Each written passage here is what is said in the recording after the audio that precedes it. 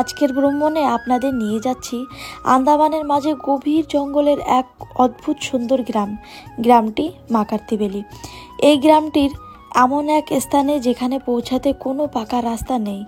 আমাদের পায়ে হেঁটে 1 ঘন্টার মতন জঙ্গলের ভিতর দিয়ে যেতে হবে। এই গ্রামটির একটি বিশেষ ইতিহাস রয়েছে। এখানকার মানুষদের প্রথমে ঝাড়খণ্ড থেকে আনা হয়েছিল আন্দামানের জঙ্গল পরিষ্কার করার জন্য, কিন্তু দুর্ভাগ্যবশত তাদের জন্য স্থায়ী কোনো বন্দোবস্ত করা হয়নি। আজও তারা বনভূমির জমিতেই বসবাস করছে। আমরা সকাল 8টা নাগাদ যাত্রা শুরু করেছিলাম। গাড়িতে 10 মিনিট পথ অতিক্রম করার পর রাস্তাটি শেষ হয়ে গেল এবং সেখান থেকেই শুরু হলো আমাদের হাঁটা পথ। প্রথমেই আমরা দেখলাম বন বিভাগের তৈরি করা একটি ছোট্ট কুঁড়েঘর। এটি পর্যটক ও পথিকদের বিশ্রামের জন্য। জঙ্গলের ভিতর দিয়ে হাঁটতে হাঁটতে আমরা নানান রকমের গাছপালা, পাখি আরও ছোট বড় প্রাণীর উপস্থিতি অনুভব করলাম। জঙ্গলের ভিতর থেকে আবার ছোট ছোট নালাও বয়ে গেছে, আর সেখানে আমরা চিংড়ি মাছও দেখতে পেলাম। তবে বর্ষাকালে এই পথ একটু বিপজ্জনক হয়, কিন্তু চারপাশে সবুজে মোড়ানো দৃশ্য আমাদের ক্লান্ত দূর করে দেয়। এই পথ দিয়ে গ্রামের মানুষ প্রত্যেক দিন মূল সড়কে যান, আর স্কুলের ছাত্রছাত্রীরা এখান থেকে প্রত্যেক দিন যাওয়া আসা করে। আমরা এখান থেকে হাঁটতে হাঁটতে নানান রকমের জিনিস দেখতে পেলাম, নানান রকমের পাখি দেখতে পেলাম, নানান রকমের গাছপালা দেখতে পেলাম এবং তার সঙ্গে সঙ্গে ছোট বড় নালা দেখতে পেলাম। এখানে মিষ্টি জলের অনেক রকমের মাছ দেখতে পাওয়া যায়। এখানে যেমনটা বললাম চিংড়ি, তার সঙ্গে সঙ্গে আরও মিষ্টি জলের কত রকমের মাছ থাকে। যখন এখানে অনেক বৃষ্টি হয় তখন নালা খালা ভরে যায়, তখন আবার কুমিরের ভয় থাকে। যারা যাওয়া আসা করে এই বৃষ্টির অপেক্ষা জল কখন কম হবে সেই অপেক্ষায় বসে থাকে এপার থেকে ওপার যাওয়ার জন্য।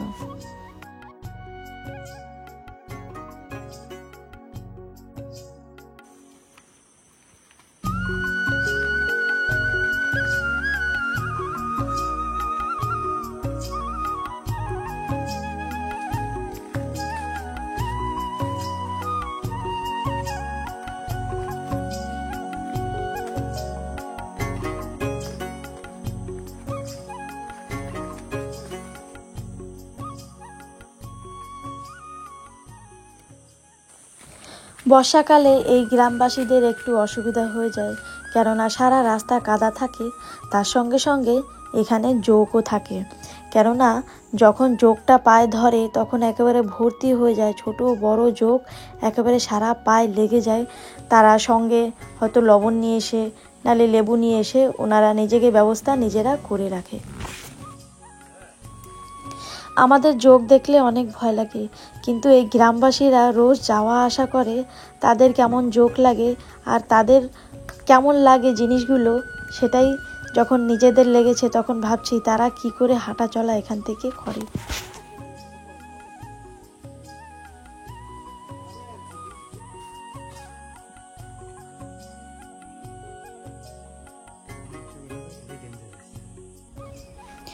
আমরা প্রায় 45 মিনিট হাঁটার পর গ্রামের কাছাকাছি পৌঁছালাম, কিন্তু পথে আমাদের গায়ে জোক লেগে গেল অনেক। আমরা গ্রামের এক বাড়ি থেকে লেবু চেয়ে নিয়ে এসলাম, আর সেই লেবুর রস দিয়ে আমরা জোক তাড়ানোর ব্যবস্থা করলাম।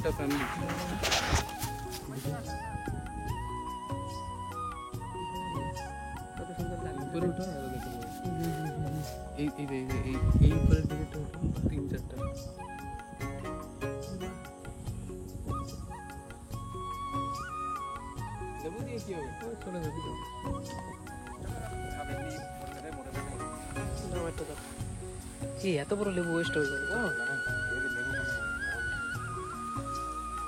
ও যে রক্ত বেরিয়ে গেছে, দেখছো, গলে গেছে।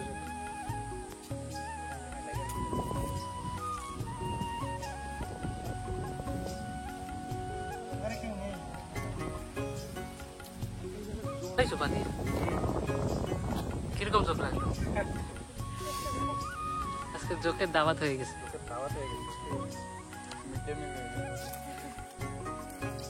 চপ্পলে লাগা ভালো করে, ধরো এটা, ধরো একটু ভিডিও করো।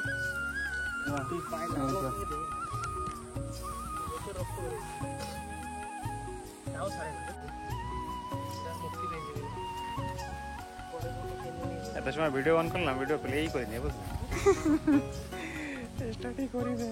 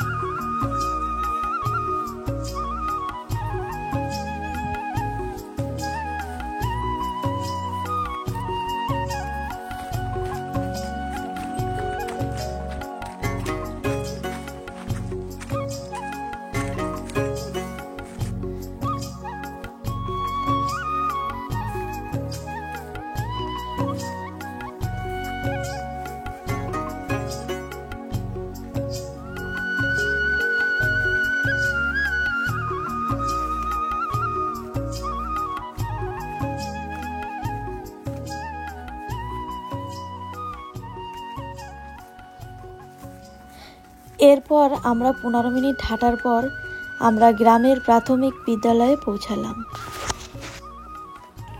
এই বিদ্যালয়টা মাটির বানানো, নিচে মাটির পাশে বাঁশের বেড়া দিয়ে বানানো। আর এখানে ছাত্রছাত্রী খুবই কম।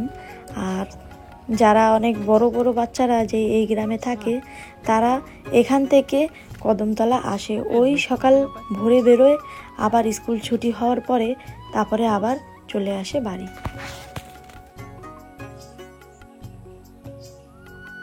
हो गया पढ़ाई वढ़ाई? पहचाना मेरे को? पहचान गया? नहीं बोलते अरे एकदम डायरेक्ट नहीं बोलते, पढ़ाई होगी नहीं, ये क्या? हो जाएगा हो जाएगा। এই গ্রামের জীবিকা বেশিরভাগ কৃষির উপর নির্ভরশীল। ধান চাষ এবং অন্য শাকসবজি চাষের উৎপাদন এই গ্রামে করা হয়। মাছ চাষ করতে তারা মহিষ ব্যবহার করেন। চাষের সঙ্গে সঙ্গে হাঁস, মুরগি, ছাগল, শূকর এবং অন্য গৃহপালিত পশু পালন করেন। কখনো কখনো কাঁকড়া ও চিংড়ি ধরে কদমতলা বিক্রিও করে।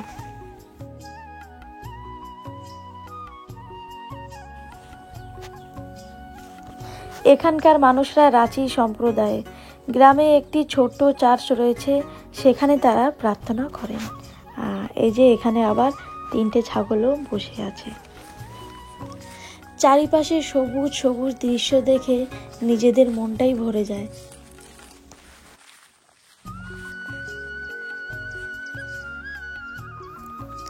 তবে এই গ্রামের বিদ্যালয়টা ছোট্ট হলে কি, বিদ্যালয়টা খুব সুন্দর করে সাজানো গোছানো আছে।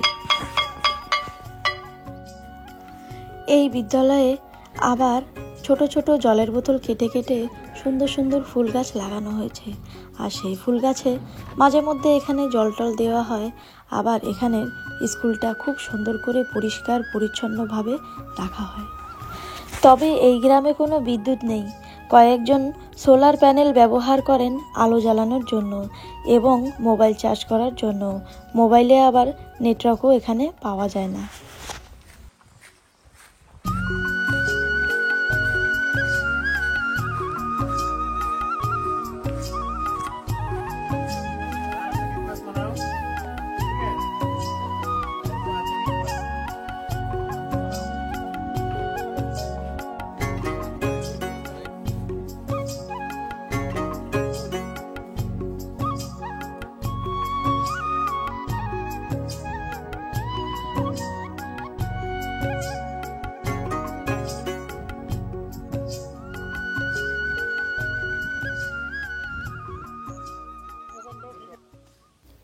গ্রামে প্রায় 3 ঘন্টা সময় কাটানোর পর আমরা আবার সেই পথ ধরে ফিরে আসি।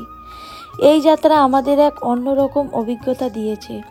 প্রকৃতির এই অজানা কোণায় পৌঁছানোর জন্য সত্যিই একটি স্মরণীয় দিন হয়ে থাকবে।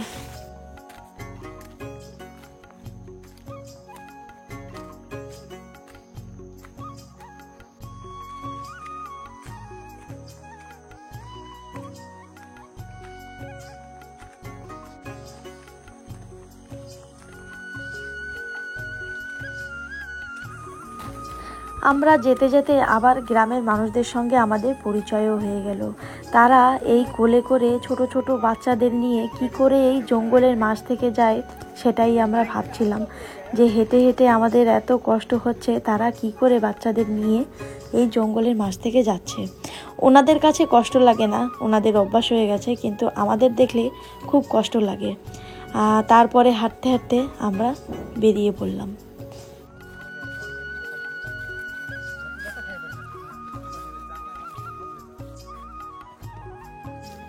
হাঁটতে হাঁটতে চলে এলো সেই পাকা রাস্তা। এখানে দেখে মনটা অনেক খুশি হয়ে গেছে যে হ্যাঁ, এখন গাড়ি পাবো, গাড়িতে উঠে আমরা চলে আসব। এখানে একটু বসে রেস্ট করে তারপরে আবার আমরা যে যার ঘরে বেরিয়ে পড়লাম। আপনারা যদি এই ধরনের নতুন অভিজ্ঞতা নিয়ে আমার ভিডিওটি দেখতে চান তাহলে আমার চ্যানেলটি সাবস্ক্রাইব করতে ভুলবেন না। ধন্যবাদ, দেখা হচ্ছে পরের ভিডিওতে।